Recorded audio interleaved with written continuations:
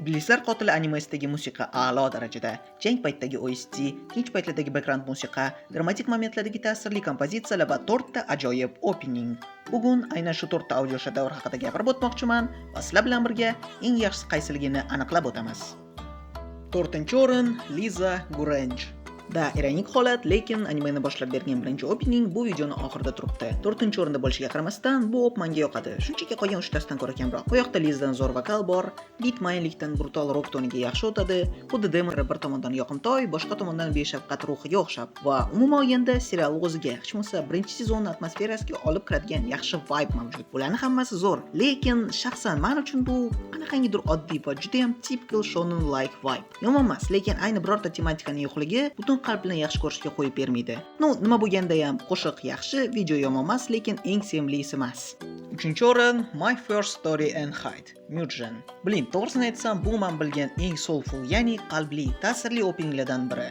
Xuddi Titanlar hujumidagi Red Swan yoki Jujutsu Kaisendagi Ao no Sumikaga o'xshab. Bilasizlarmi, bu openingni ko'rish va qo'shiq eshitish paytida ichimda qanaqangidir kuchli nostalgik vibe paydo bo'ladi. Bir tarafdan qalbimda iliqlik vujudga kelib, boshqa bir tarafdan xuddi hayotimdan yo'qotib qo'ygan juda ham qadrli epizodni qaytara olmaslikdan qayg'u hissi hosil bo'ladi. O'zi umuman olganda bu mantiqli, chunki Hashra Training nima bo'lganda ham Infinity Castle'dan oldin keladigan arka va aytganlaridek, bo'rondan oldingi sokinlik. Shunday ekan, intro bu vibe'ni to'laqonli yetkazib bera oladi. Shaxsan o'zim boshidagi Kagaya Ubuyashikining kattakon oilasi yig'iladigan sahnani va undan ham ko'proq bu kadrni yaxshi ko'raman. Vроде shunchaki screenshot, lekin DC ni kontekstini va keyin nima bo'lishini hisobga olsak, juda ham ta'sirli sahna. Birorta arzigulik minus bilmayman.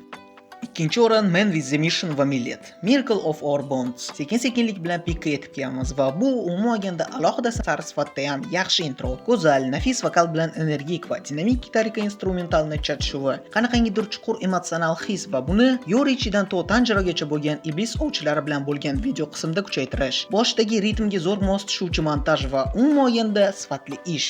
Bu opening haqida даже uncha ko'p narsa ayta olmayman. Uni prosta yaxshi ko'raman. Afsus, 3-sezon haqida bunaqa deya olmayman-u. Nima ham derdik, hech narsa ideal emas. 3-o'rin Aimer, Zankyo Sanka. Va nihoyat eng sevimli openinglarimdan biriga yetib keldik. Nafaqat Demon Slayer'da, balki butun men eshitgan 27 ta opening bo'yicha. Bu audiovizual shedevrda hammasi ideal. Masalan, o'sha Chainsaw Man'da ham Deep Down endingi bilan yorborgan Aimer opaning betakror vokaldan boshlab, meni fikrim bo'yicha eng chiroyli chizilgan opening animatsiyasigacha. O'zi umuman olganda 2-sezon men uchun Iblislar qotilidagi eng yaxshi mavsum. Balki shunga qo'shimcha yaxshi ko'rarman. Eng sevimli arkam bilan bo'lgan assotsiatsiyalar hisobida. Lekin nima bo'lganda ham unaqa bias bu openingdagi sohibjamol Aimer opani unikal ovozini, qo'shig'i ritmiga xuddi egizakdek tep-tekis tushgan videoni, sezonni o'zidagi ideal tempo dinamikani, meni eng sevimli personajlarimdan biri bo'lgan Tengi Uzuyni xarakterini va butun kungi energetik ruh bilan ta'minlaydigan vibe tasholmaydi. Umuman o'tkazib yubormaydigan openinglarimdan biri. Vaqti bilan qayta eshitib, ko'rib ham turaman. Entertainment Districtni ko'rish paytida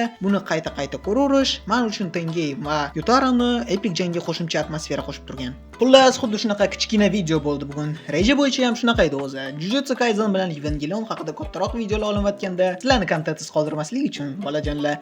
Prosmotr uchun rahmat. Meni yana ham mashhurroq qilasizlar. Kinnakashlarga qaloshi va ruhiy nosog'lom o'smirlar multfilmlarini ko'ringlar. Men bo'lsa Absolute Cinema qilishga ketdim. Xayr.